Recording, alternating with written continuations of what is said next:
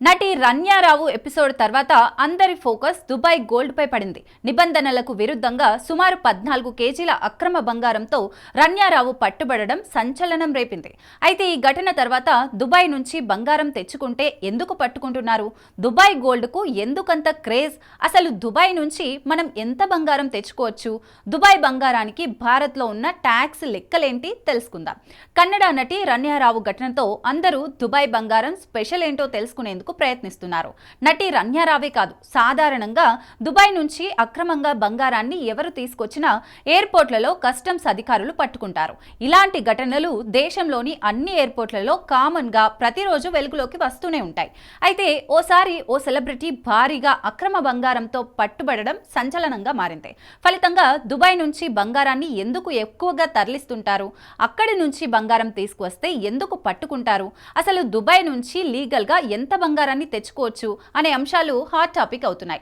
వాస్తవానికి మన దేశంతో పోలిస్తే దుబాయ్లో బంగారం ధర చాలా తక్కువగా ఉంటుంది. పైగా దుబాయ్లో బంగారం కొనుగోలుపై ఎలాంటి ట్యాక్స్లు ఉండవు.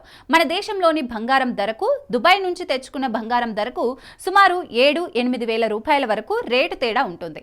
అందుకే దుబాయ్ నుంచి బంగారం తెచ్చుకునేందుకు ఎక్కువగా మొగ్గు చూపుతుంటారు. అయితే అక్కడి నుంచి బంగారం తీసుకొచ్చేందుకు కస్టమ్స్ డిపార్ట్మెంట్స్ రూల్స్ తప్పకుండా పాటించాలి. భారత్కు బంగారం తీసుకురావాలంటే ముందుగా దిగుమతి సుంకం చెల్లించాలి. ప్రస్తుతం ఈ పన్ను 6% ఉండగా దీనిని కట్టకుండా ఎగ్గొట్టేందుకు దుబాయ్ నుంచి భారత్కు చాలా మంది అక్రమంగా బంగారం తీసుకొస్తూ ఎయిర్పోర్టుల్లో పట్టుబడుతుంటారు.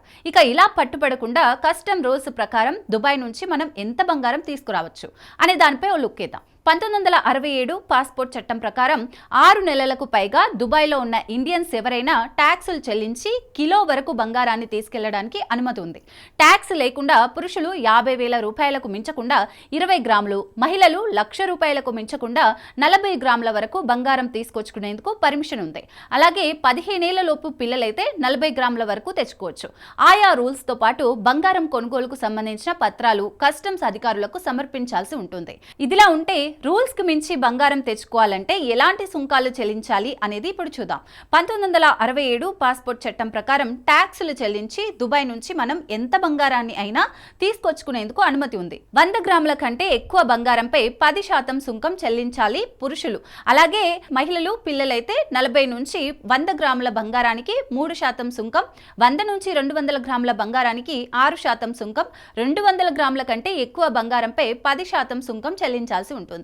మొత్తంగా దేశంలోని కస్టమ్స్ డిపార్ట్మెంట్ రూల్స్ కు అనుగుణంగా బంగారం తెచ్చుకుంటే ఎలాంటి ఇబ్బందులు ఉండవు. కానీ అత్యాశకు పోయి అక్రమ మార్గంలో బంగారం తెచ్చుకోవాలనుకుంటే మాత్రం అడ్డంగా బుక్ అవ్వాల్సిందే. ఈ నిబంధనలు తెలియకుండా కూడా కొందరు అమాయకులు బంగారం తీసుకువచ్చి కస్టమ్స్ అధికారులకు దొరికిపోతుంటారు. So Indian customs rules follow అవ్వండి. దుబాయ్ నుంచి ఎంత బంగారమైనా తెచ్చుకోండి.